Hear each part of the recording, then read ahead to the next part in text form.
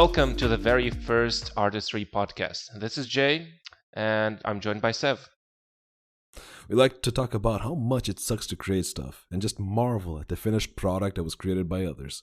In this podcast, you'll have all the information down below if you're watching on YouTube to, if you want to skip around and see what topics we're going to go through. And if you're on Spotify, you can check the episode description for the same thing. Also, there's time codes below for ease of convenience, probably, if we ever work out how to do that shit. Yeah, that's a good point. Today we'll start this podcast off by speaking about motivation and first steps. We felt it was a fairly appropriate topic to begin with.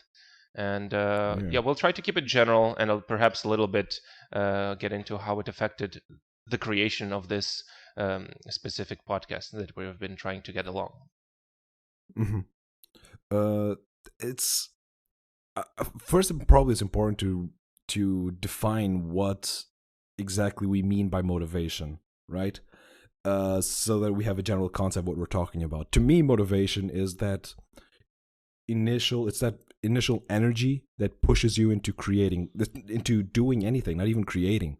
Like a motivation to go to the gym is like waking up and feeling that, like, it's what defines you from getting out of bed and actually start doing push-ups, or just going, screw this, I'll do it tomorrow. I'll do 20 tomorrow. Mm-hmm. The motivation is the difference between that example A and example B. It's that excitement to do something. It's that excitement to, that keeps you energized. Mm-hmm. And most projects need that. Mm-hmm. If you're going to start something, you need that initial excitement. And I am of the opinion, and we're going to talk later, that you can't really force that. Mm-hmm. I mean, there is an argument to be said, and I'm already hogging all the chatter. Sure. But it is an argument to be said that if you have pure discipline, if you can just wake up and say, I am going to work like a robot, mm-hmm. and push through that anxiety, that laziness, that need to procrastinate, and you just willpower your way through that shit, well, mm-hmm. Congrats. You don't need this episode. You can skip. You can watch the second episode already. But what we want to talk about is how to either trick your mind into getting motivated, or how to effectively use your motivation into creating stuff. Yeah, I think that's a very good point, like productive motivation, because at least especially when I was younger, it was very easy to be excited about things and have ideas that I thought were genius, or this is going to be the best thing ever. But then I didn't actually did anything about it. So yeah, we would like to speak a little bit how to turn that motivation into, like, from your mind into that imagination, from that spot in this world that doesn't even exist, into something that is reality. And and in your open discussion, sorry to interrupt, in your open discussion, you made this topic, this list of key points that we should discuss on this podcast, mm-hmm. and you shared it with me so that, obviously so that I know what we're talking about. And you have 4 topics that we will go through. But it's funny that I disagree with both of them. With two of the 4, and we'll go into it better. But I wanted to set up that motivation. It depends from person to person. Yeah, I think that's what works for you might not work for me. What works for you might not work for me. Yeah, and I think that's actually very good. It's much more interesting to have a discussion where there are different points of view, rather than everyone agrees and you just what's the expression there? Yeah. Preaching to the choir or whatever, or to the yeah. So we can start off a little bit with. Do you want to start with one of those topics then, or? I want to go a bit behind to explain what's my curriculum, what's my CV. Sure. For talking. I love about this. Let's go. I love this. Yeah, because you're creating this podcast, mm-hmm. so the reason. Your motivation to create this podcast is interesting to me as well. Mm-hmm. But I want to talk that my reason for it is I wrote a big book. Mm-hmm. And that's basically, I'm not going to say it was a good book. I'm not going to even talk much about what the book has. Could you just say what it is, Sev? What is the book? It's a fantasy epic. And it's big as in it has 600 pages of weird names and mashing in plots and themes and all that thing. Mm-hmm. And the process of world building, the process of putting all the story coherently on page and have it interact and finishing it, it took tremendous motivation. It wasn't like I started day 1 and then I finished by day 300. I ebbed and flow in motivation. There are times where I felt like I could write whole chapters in a day, and there were other times where I just felt like I don't even care. I might even give up, to be honest. And the fact that I actually managed to finish it gives me some credence to why I know what I'm to. Sorry, it gives me some credence as to why I feel like I know what I'm talking about when pertaining to motivation. Because I am not exactly, I'm not that machine of willpower that I was talking about earlier, that I can just force myself into do with things. I needed to find my comfort zone. I spent a lot of time trying to find what worked for me, and that's what and then after I finished the book and I started, talking to other people about it, I realized that a lot of people were like excited to talk to me. Oh, you finished a book. I wish I did a book, man. But I can't create a book because of X, Y, and Z. And I started to realize that many of the things that they complained about could be just reduced to a lack of motivation. And that's what I wanted to. That's my expertise that I bring onto this topic. Right. Yeah, I think that will be very interesting for people listening in. I mean, you actually did something specific, and it's out there. By the way, you can get his book. It's called The Crystal Saga: Children of War on Amazon. Is this too much? Plug. Is it too shameless? No. You forgot the price. Sorry. What is you fill in that bit if you don't mind? I'm not sure. What is the price? Oh, it's like $20 or something. I don't know. Yeah, and you can also it depends from country to country. You can also get it on Kindle. Is that right? I believe that's not anymore. I removed it because I had some issues with it. Okay. It didn't work on all Kindle formats, and people were complaining they couldn't receive it. So as of right now, Kindle is disabled. It's also not on audiobook. Listen, everyone, you should definitely get it paperback. That's the best way to read a book. I tried to read books on my PC or whatever. I never tried a Kindle, but I like paperback. I got it. I got the book in paperback. It's really good. It's actually interesting because I want to talk a little bit about my point of view on motivation and why I decided to do this.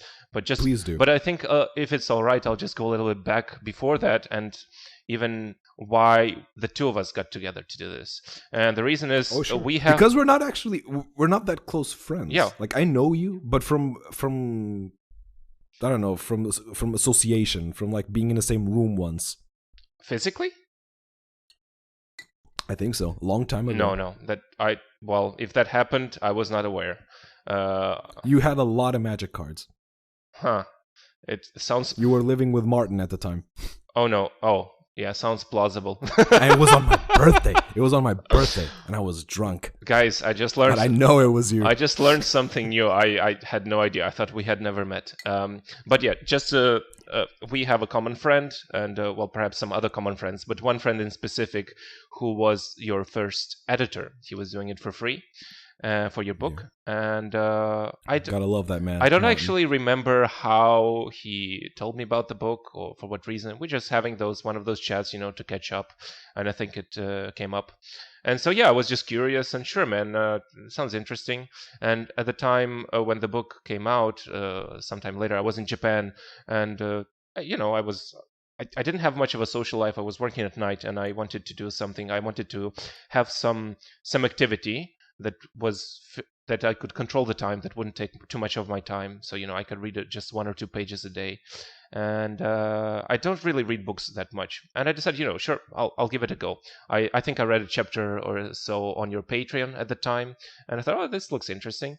And so I bought the book and I found it interesting. And at the time, for me, it was like, dude, this should be the future Marvel of Portugal. We should rule the world, at that point I didn't think but I thought this has that potential. So I had this very megalomaniac idea and illusions of grandeur, and I thought but this could be it. And honestly, it could be, not because of the book itself, but because of everything behind the book. There was a large product, a large body of work behind it to create the world around it. So it really is like Marvel in that sense. There is a Thank you world very much.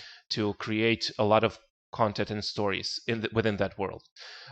So yeah, that's I think how we got together. We spoke about it like a year ago or so, and then there was just nothing happened then, and then time went on. I came back to Portugal from Japan. I have a little bit more free time. We talked again, and then we made some specific plans, and we'll talk about those a little bit later. The first steps. That's what I mean by the first steps. Yeah. So yeah, that's how we got together. And motivation specifically, I mean, for a while I've wanted to be in some kind of creative circle, although I don't feel that I am personally a very creative person in regards to art or writing or anything. But I really want to be in that scenario, in that environment where there is something new being created. And at some point, I also wanted to do voice acting and maybe acting. So more as in the sense to bring something to reality as opposed to being the creative force behind it. So like interpreting it to make it a reality. And so if you're the writer, you're the original creator, and we speak about the book, then I'm still contributing to the world created around that book. So that's kind of what I wanted to be in creation. As for motivation specifically, I will try to stay away from like my philosophical thoughts, but I really do think that it's very easy to get that excitement, that moment of excitement, but then it's just an emotion, right? And I think most people have realized by now at this stage in their life that emotions come and go. They're not very consistent. And so I think to have motivation that allows you to create something, you need some discipline and some consistency. And we are creatures of habit. We've been creatures of habit since we were born. I mean, we feed at a certain time of day, maybe not very specifically, but there's some routines that we go through childhood, and then when we go to school, we just repetition, writing, and stuff like that. I think we are creatures of habit, and that some habits are very helpful in order to keep your motivation up, because at some point, as you said before, if you're just stupidly get on and do something every day at the same time, you don't need motivation. You can just skip ahead and do the next episode. So I think the best way is when you are excited, use that moment to do anything that would be productive. You can decide what is best for you. But I find that if I have an idea, I never did this before, even if it's at night before I go to sleep, I just get up and I quickly make a note on my phone. Just as an idea to look back at it later. And I noticed that's really important. And I find myself like a year ago, I read ideas like, holy shit, I thought of this? I don't remember this at all. And that happens when I was writing, I all the time, every single goddamn time I went to bed, it was when I was tired and exhausted and I just wanted to sleep, that was the moment where I had a brilliant idea. And more than once, this idea is so good that I will obviously remember it tomorrow. So I won't even bother picking up my phone and just doodling whatever. It's this idea will define my legacy, and I immediately forget it by morning. Yeah, that's a very good point. And I think, that moment of excitement, the emotional moment, turn it into something that is concrete and turn it into a habit of doing something. It definitely, like, you just don't remember things. And it's funny you say that you get that moment of lucidity just before you sleep. It reminds me of a video that you recommended I watch by, I forgot his name, is something Cleaton, a British John Cleese. John Cleese, yeah. And he mentions a little bit, I think we can plug in that video. It's very interesting, if that's all right. But yeah, everyone should watch that. Everyone that has a creative endeavor should watch that video. It's universal, it's timeless, and it's funny. Yeah, it's really good. It's mostly about how you can be more creative, what things you can do to be more creative. And it leads a little bit into, when you go to sleep, you're relaxed, your mind is blanking out, and then you can be a little more creative. So that's a bit on my part on the motivation to do this. This is one of those points that I disagree. Yep. But I will also say that everything you said is correct. Okay. Only point of disagreement. Sorry. Yeah. Go ahead. Yeah. My only point of disagreement is that this is not this does not pertain well to creativity. This is really good to like if you want to start going to the gym. Setting up dates and timelines is very good to force yourself into doing something that is mechanical, something that uses your analytical side of your brain. If I do 1, 2, 3, I will get 6 by the end of it if I sum up all those parts. If you do something that does not have a creative input, something that uses your more whimsical side of your brain, something that doesn't have structure, that's easy to use schedules. Because if you are an engineer, if you are a lawyer, if you are a doctor, those professions don't necessarily have a lot of innate creativity in them. So there is a time to study. Every single moment of their lives is scheduled by, okay, this is the time I have to do this is the time I have to do that, this is the time I have to do this, and it really works for them. It really teaches discipline.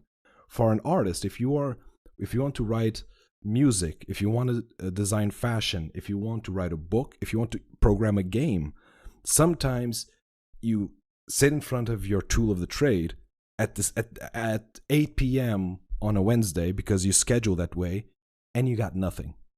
You got absolutely nothing. Because it is not mechanical. It is not something that is analytical. It is something that is abstract. It is something that is fleeting. Art in itself is disorganized, and you're not using your analytical part of the brain. You're not problem solving in a way of trying to figure out what 2 + 2 equals. When you're creating stuff artistically, what turns out most of the time is 2 + blue equals bird. It is unlogical. It is completely unlogical. Mm-hmm. I mean, to be fair, I agree with everything you say. I don't think we're quite disagreeing as much as we're just looking at it from a different perspective. Of course, I would say that the importance of setting dates and timelines comes after. Mm-hmm.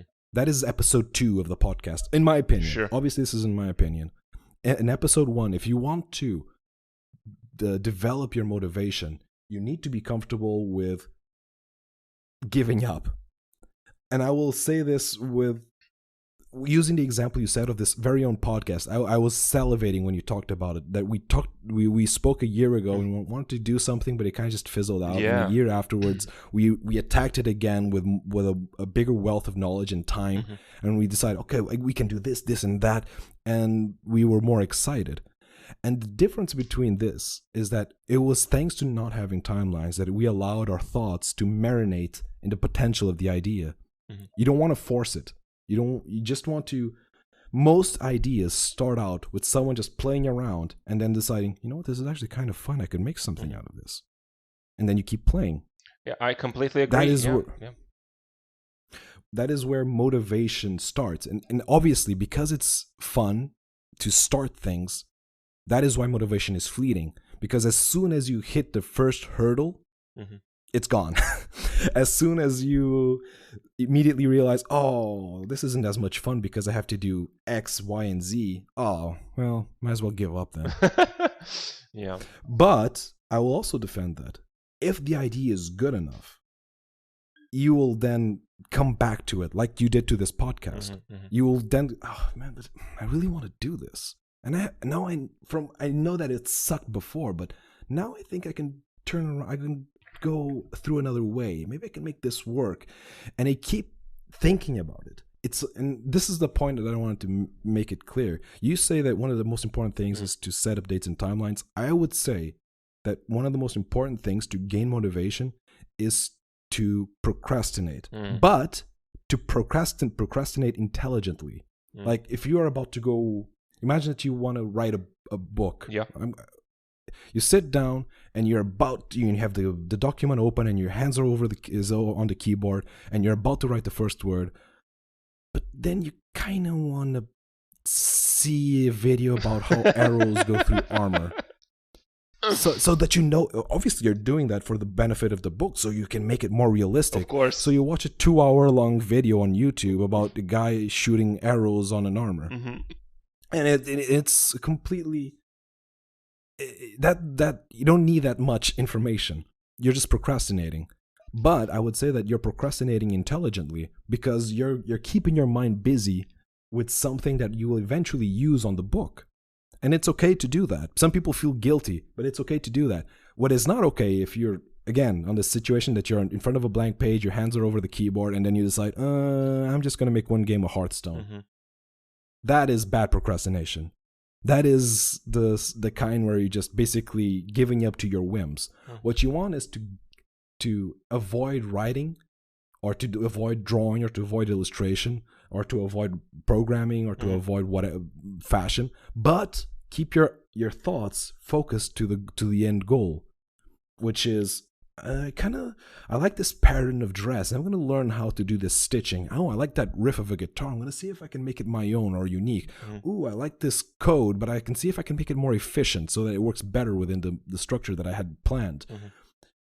And you need to, if you spend time, and it might end up in nothing. It might completely end up with, in 3 or 4 days down the line, it's like, oh, this is way over my head. I'm going to give up. Yeah.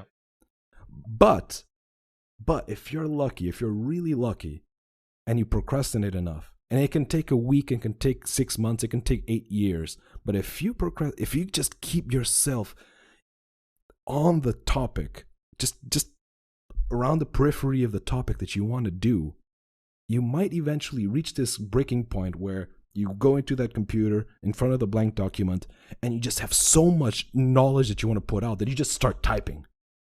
And if that happens, you might be lucky enough that what you're doing is good. At least that you're having fun doing it. It's important. The importance of having fun doing it is so crucial. But that's a topic that we'll speak further down the line. What I really want to make it clear is that it's really important not to tether yourself to schedules as the first thing to a project. Mm-hmm. Fair enough.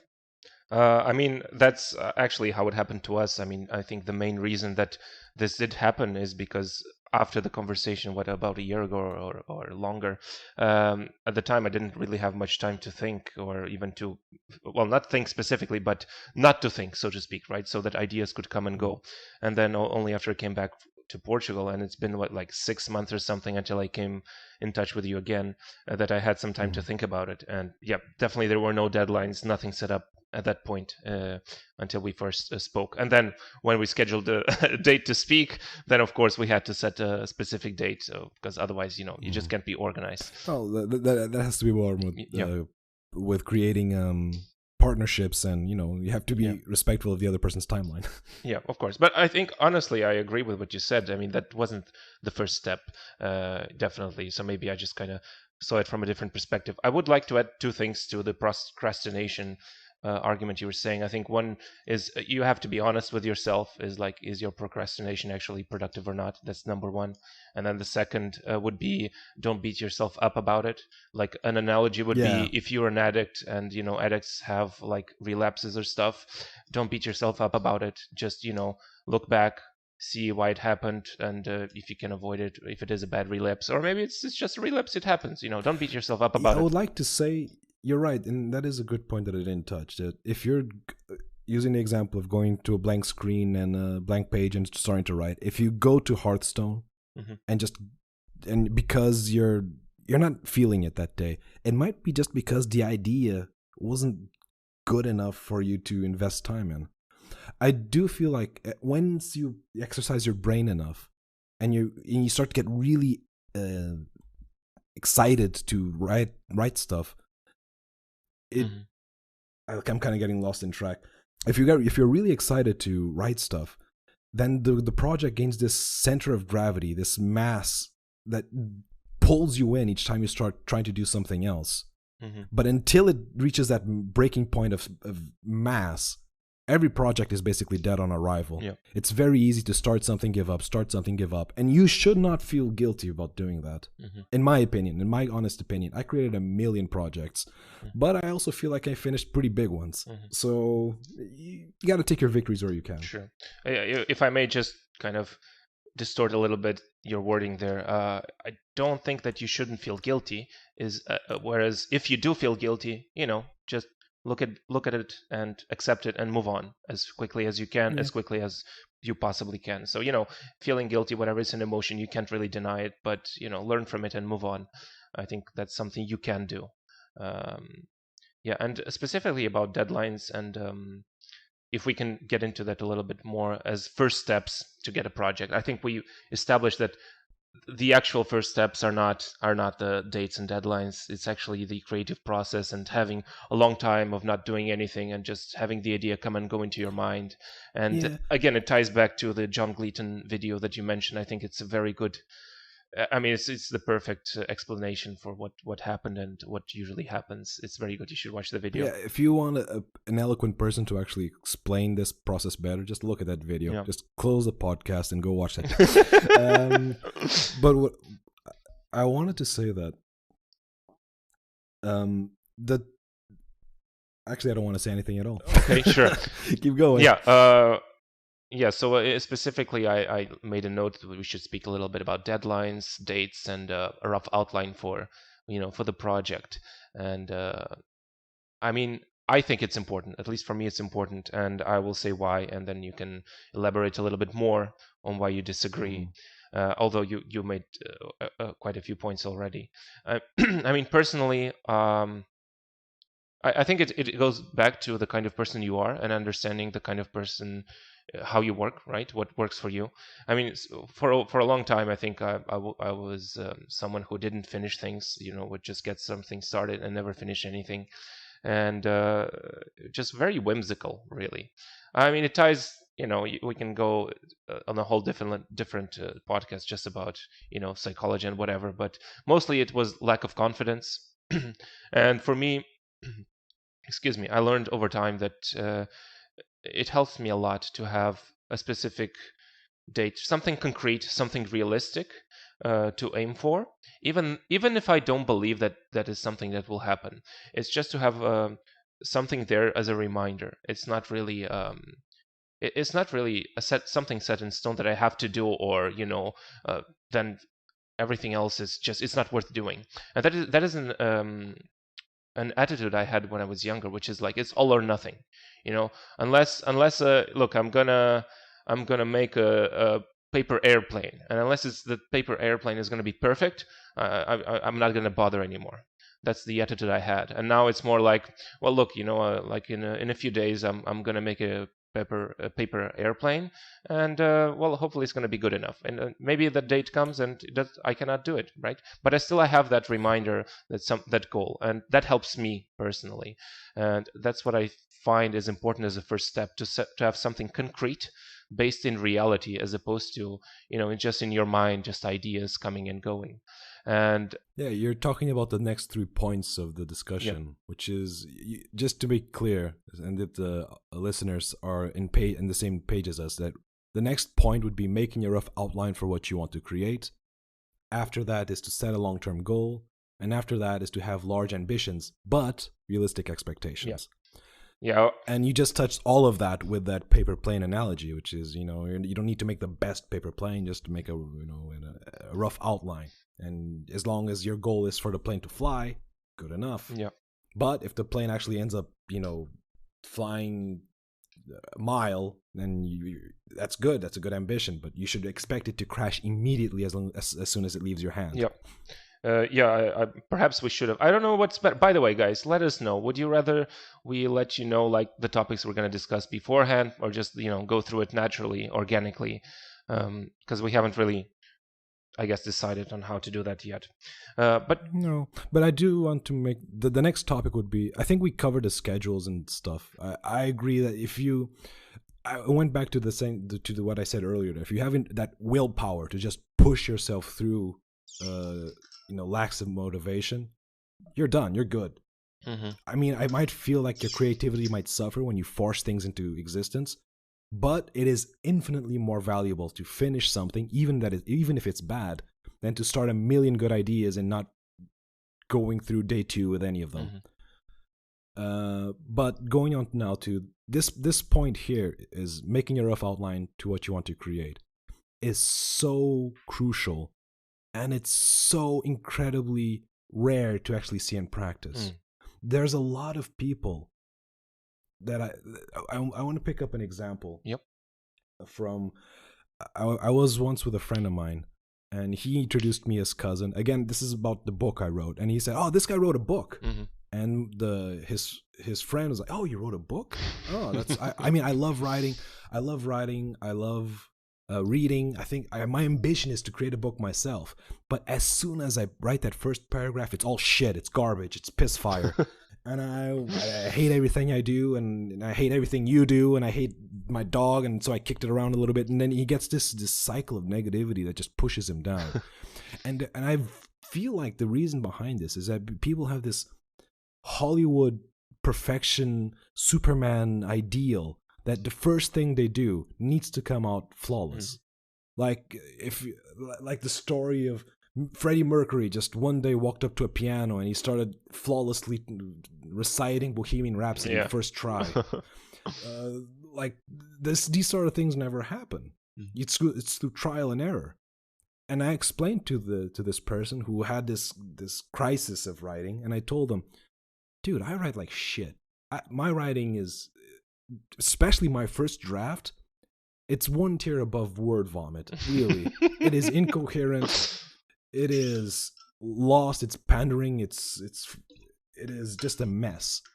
But the idea of it is, I'm not writing that first paragraph with the illusions that it's going to be perfect. I'm writing it so that I have on the page a structure of what I want that chapter to happen. And you can apply this to anything.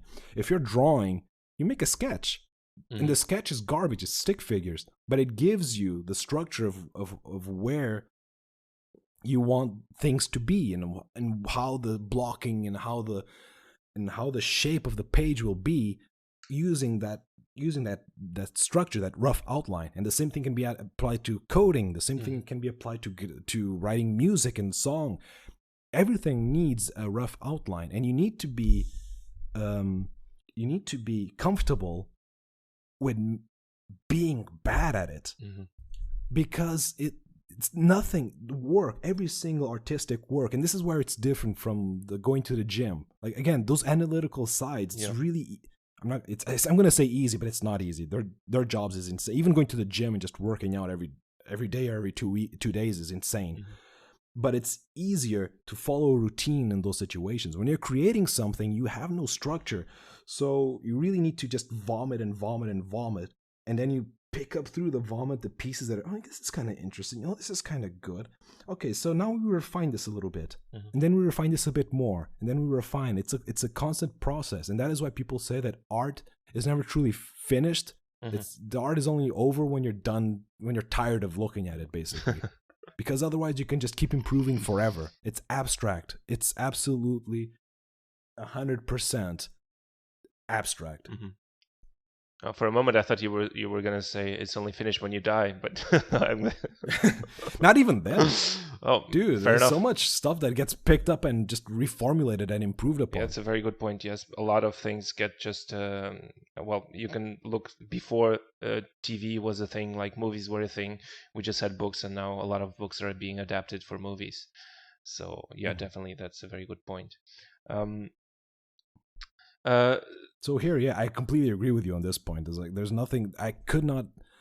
This idea of rough outline of making mistakes. I think that's the thing that I really want to underline is you need to lose your ego. That thing of, oh, I thought I was perfect. I thought I was writing the next Shakespeare. Dude, not even Shakespeare was Shakespeare. Okay, I'm pretty sure the first draft of his work was shit.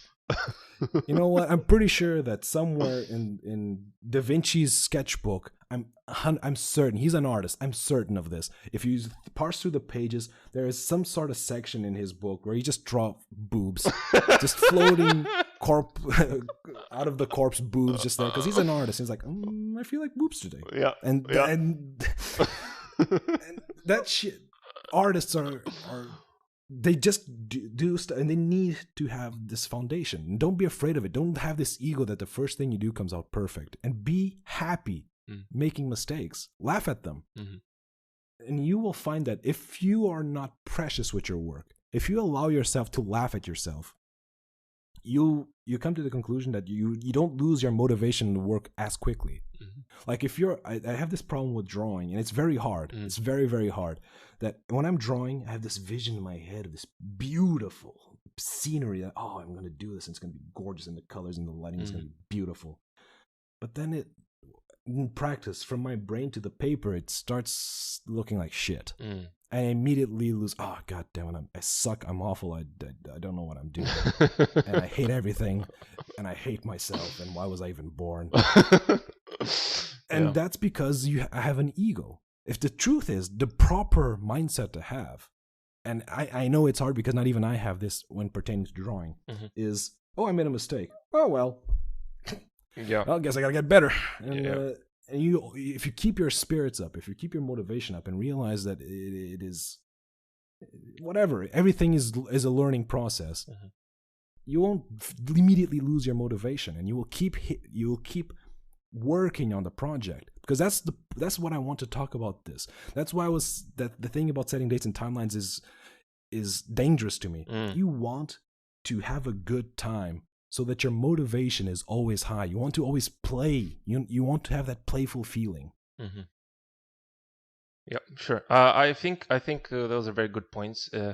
I'm starting to think that maybe the idea that I had about setting deadlines and dates has not been properly conveyed. And the deadlines and dates, that's important. In episode 2 is very important. No, sure. If I just may, like, quickly. So when I mean deadlines and dates, it's they're to do something realistic. It's not like I set a deadline. Look, next week I'm going to finish this painting. I mean, that might not be realistic, so that's not a good deadline to set. What you want to do is set a deadline, like, by the end of next week, I'm going to be sure to take up on this project and, finish whatever I can in 1 hour or something. I don't know, but it has to be by the end of next week. I cannot leave it for the week afterwards, right? So you have to be a little realistic, and perhaps that takes time to figure out what is realistic and what isn't, because creativity is so, as you say, it just comes and goes. But you need to have a rough idea so that you can bind that, how can I say this? The whimsical nature of creativity with something specific, and that makes you produce something in reality rather than just being in your head.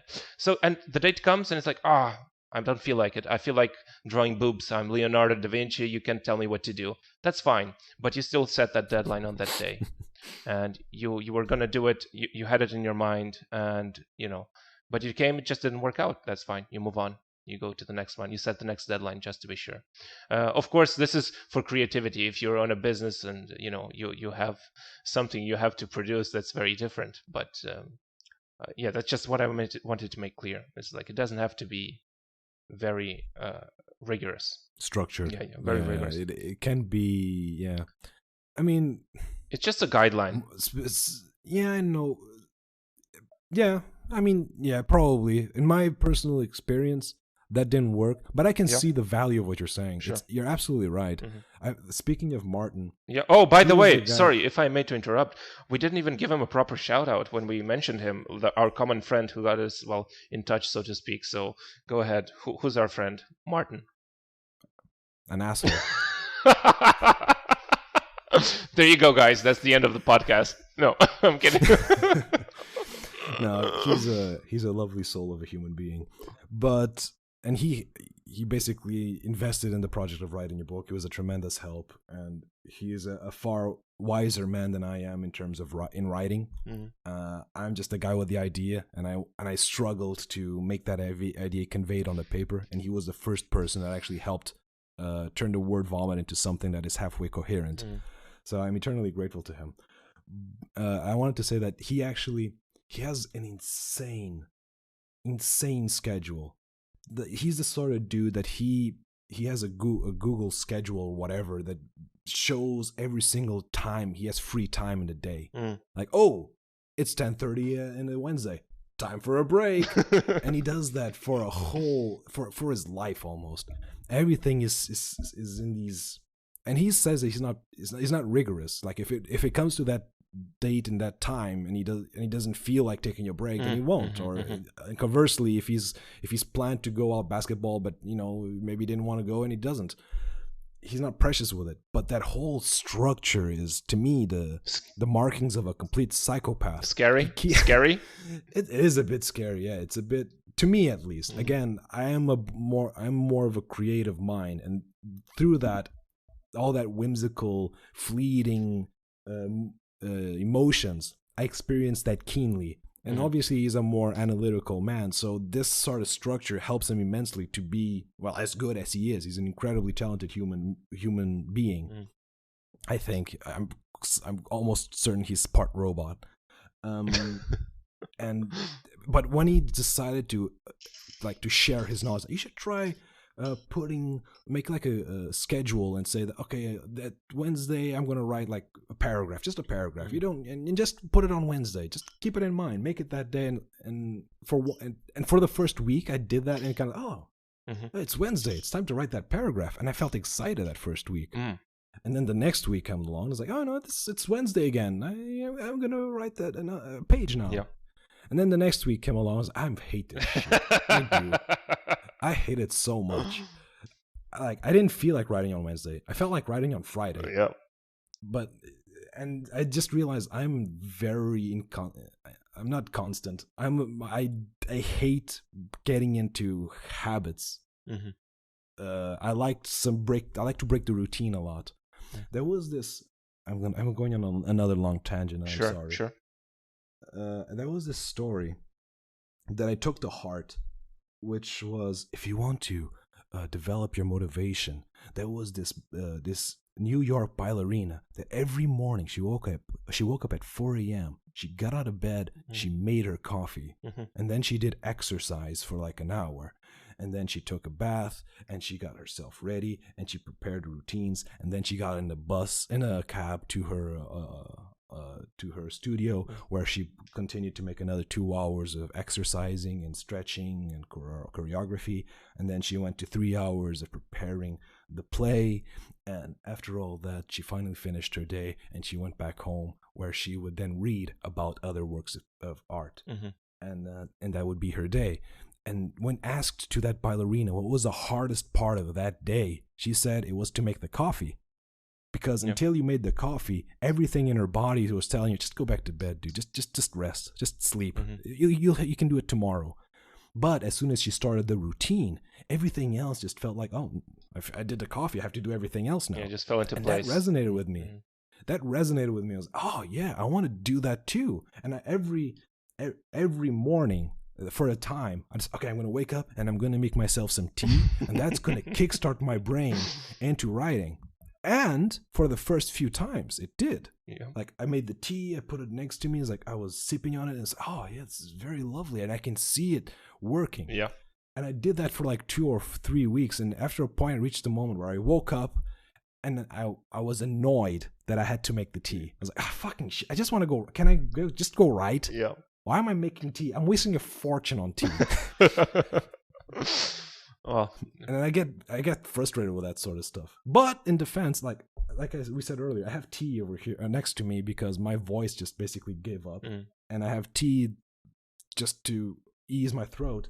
And immediately I felt like writing. So I guess this, like, Pavlov training sort of kind of worked on me. But, that's very interesting. That's actually, that's very fascinating. Actually, interesting. Yeah, I think. By the way, the friend that we are shouting out, I don't think we should give him so much attention anymore, honestly. But I'll just mention, I met him. He'll get too big for his head. Yeah, I met him. We were living in a residence together, and they had dinner like exactly. I forgot what time it was, but at this point, but yeah, it was the times were very, very rigorous, and then if you didn't do it within an hour, then you couldn't eat or something like that, or you had to schedule it beforehand. And after I left that place for like a year, when the time hit, it was like 5 p.m. or 6 p.m. I don't remember. Like I thought, I have to do something. Or maybe it wasn't dinner. Honestly, I don't remember. There was some habit that was specifically at a specific time every day. It was like 5 p.m. or maybe it was the gathering and we all talked together. I don't remember. But for almost a year, like when 5 p.m. hit, my body said, oh, there's something I have to do. There was that feeling, that discomfort although there's nothing I had to do, and I didn't want to do it. I hated it, but my body was so used to it that when the time hit, it was just like, oh, there was a discomfort. I should be doing something, and yeah. So I think habits are actually very strong. As you said, Pavlov is a very did a very good study, although it's probably not allowed by today's standards, but we have. Or some animal probably suffered tremendously. Yep, but making that study. Yeah, but we definitely got something out of it. Yeah, I think maybe we'll move on to the next topics, just to setting up a long-term goal, and maybe we'll speak a little bit about ours, and then something I mentioned, which is having large ambitions but realistic expectations. Do you want to start with us? The long-term goal? Yep. No, I want you to go on the long-term. I spoke enough already. Sure. I want you to talk about the long-term goal, because the reasons why I disagreed with you, I think I've already said it, so I'd be repeating myself. Which is, you don't want to have the perfect image in your head, and then be disappointed that replicating that picture on a paper doesn't come out the same. Like, I think that for motivation to grow, you should work for the sake of your own pleasures, for playing, and that the long-term goal really, if I'm being cynical, really only is only going to disappoint you, because I don't think it realistically will ever come to fruition. But that's as far as I want to go. I'm more keen to listen to what you want to say. Yeah, so I mean, just to start this off, I mean, setting a long-term goal and having large ambitions and realistic expectations, I think they're tied together, right? I mean, so when you do set a long-term goal, I'm not sure if everyone is comfortable with this, but I'm thinking like, look, I'm 32 right now. I'm thinking like, when I'm 80, all right, this is what I want to see, right? And this would be a large ambition, probably.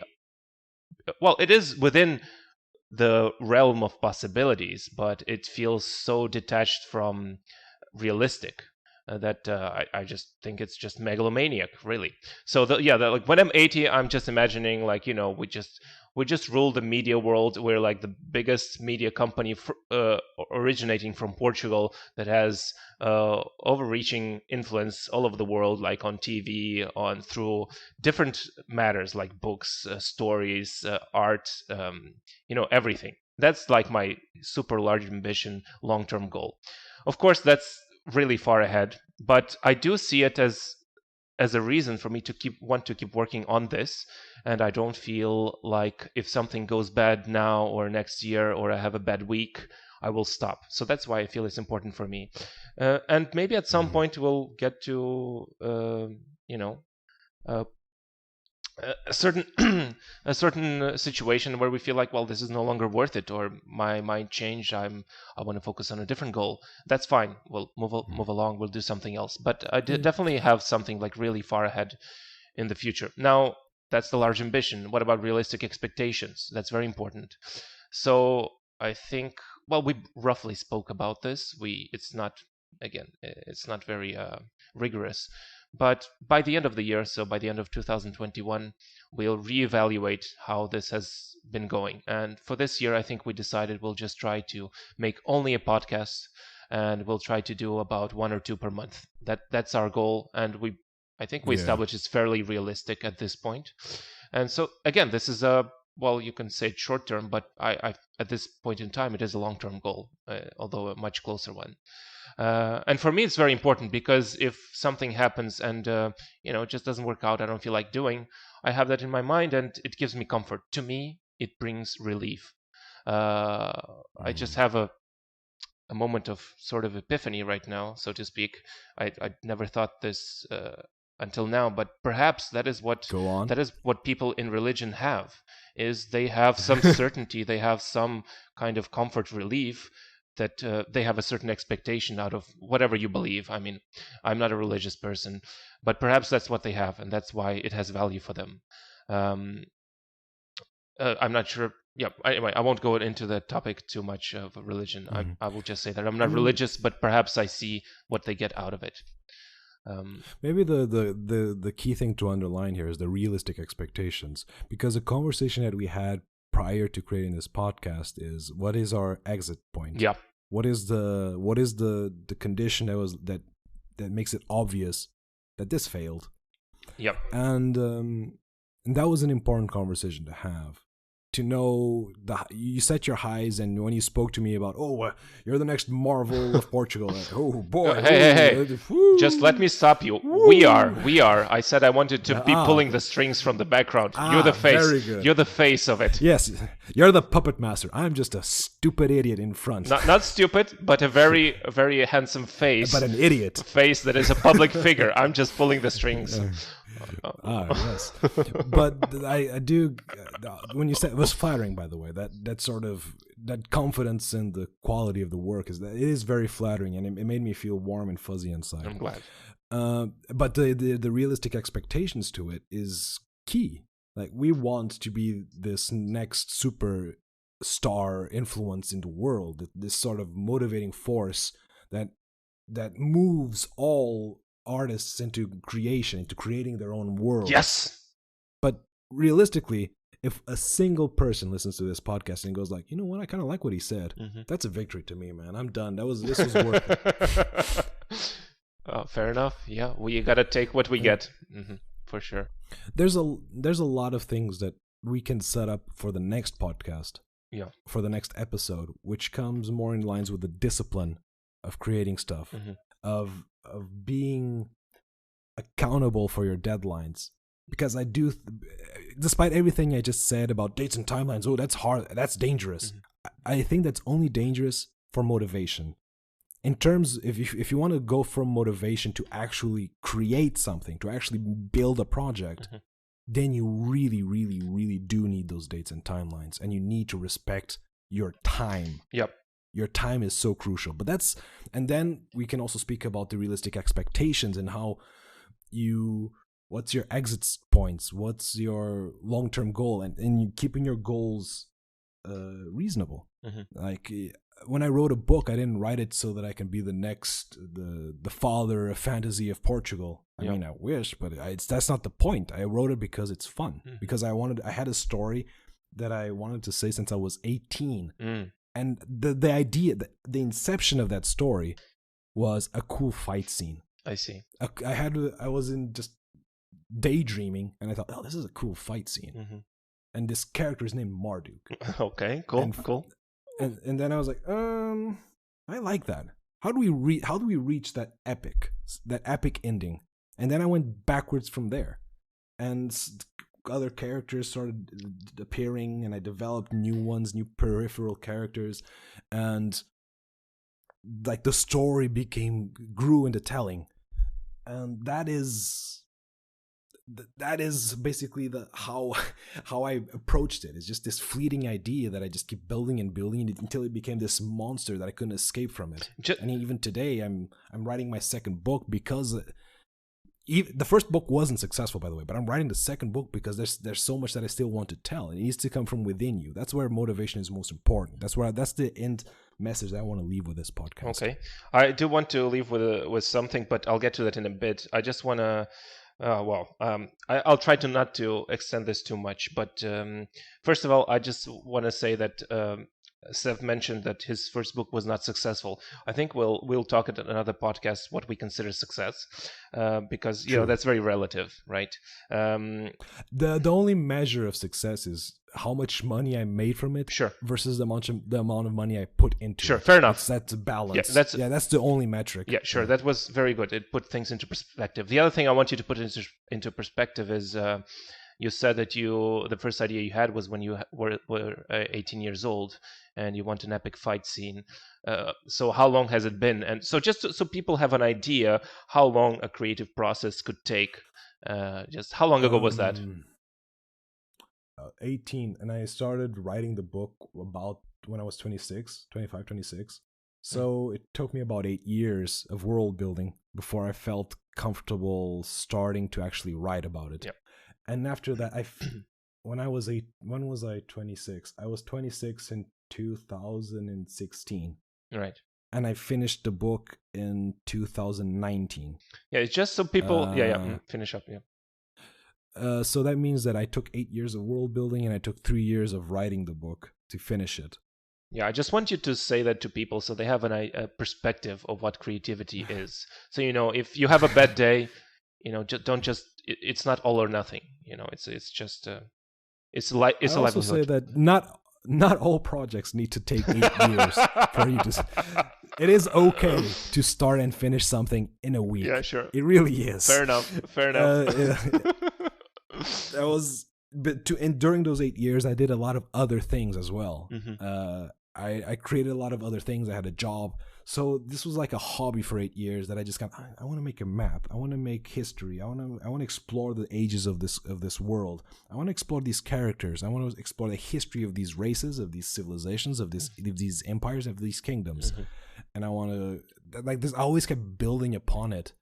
And going back to what we talked earlier, this was procrastination. Yep. I just didn't want to write it yet. I just wanted to build more stuff to give the virtuous illusion that I'm being productive.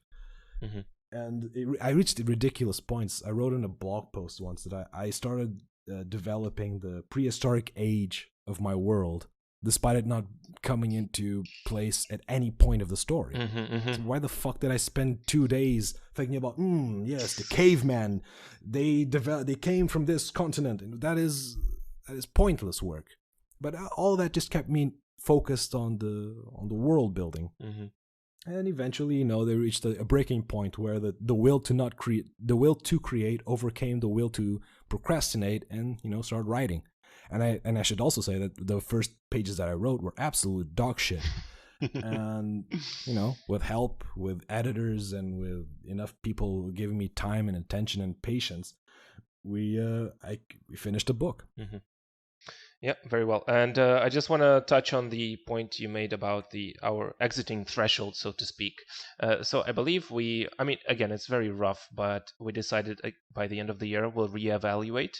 But ultimately, we're putting our time into this, right? I mean, this is sort of a hobby at the moment, but eventually we want this to be profitable in some way, right? We want to make a livelihood out of this, or at least partially out of this.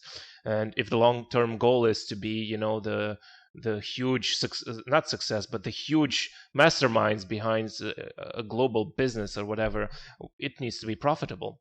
So yeah, the idea here, the exit strategy is at some point, I guess we haven't decided specifically yet, if the time we put in is not worth what we get out of it anymore, then perhaps it will be the end. But yeah, for now it's just end of the year. We'll see how the podcasts go, and then we And so far the podcast isn't really around like a day-to-day topic. It's not like the movie of the week or the game of the week. We basically have these topics about creative endeavors. The whole podcast is about creativity. It's artistry, and I have a lot that I want to say that I've had these conversations before with other people who are like, they're like artist enthusiasts, but aren't really like confident enough. So like, I don't know if I can do that. It seems hard. Everything I do seems bad. And this podcast, the reason why I wanted to do it is so I can speak out to everyone that has this sort of difficulty of, I don't know if I can. Yeah, you can. Just don't be afraid of looking like an idiot. That's the whole thing. I don't want to do something and being criticized. There's this story my girlfriend told me. My girlfriend has a friend who also would like to write something. Okay. And she said that she like dabbled a little bit and she did something for herself, and that her boyfriend saw what she wrote, and the dude, and he probably did it from a place of love, where he kind of, this is adorable, but he didn't take her seriously. And that ruined her. Like, now they're done. I'm never going to write again. Nope. Never going to I'm going to never put myself in that vulnerable position again. And that is, I get it, the embarrassment, but if anything comes from this podcast, is don't be afraid, to be a fool. Laugh at yourself. Laugh and allow play with your mistakes. As long as you're not hurting anyone, play with your mistakes, please. Right. What I would like to leave you with, well, not you, Sev, but the viewers or the listeners, is I mean, I think you noticed that we agree on some things, me and Sev. We disagree on other things. And honestly, the best way to get a creative endeavor rolling, perhaps, is to have people with different ideas, different mindsets to work together. And yeah, that's what I would like to leave you with. As long as you know how to play together. Sure. Yeah, of course. We would like to just ask you, like, what do you think is most difficult for you when you start something new? Or maybe you have a tip for how to get things done. What works for you? What doesn't? What did you think? Yeah. Yeah, and leave a comment, reach out to us. You can find me if either in YouTube or Spotify if this ever comes up. But if you want to reach us personally, I'm Sev. You can find me at JVCorea2 on Twitter or Sevlings on Instagram. Sure. We'll just leave the links on the comments. I haven't decided what I'll give out yet. But yeah, you can find us. We'll have more information, more details in the comments. Thank you for listening. I'm happy you were here. I'm Sev. And I'm Jay. Signing off. Artistry Podcast. Signing off.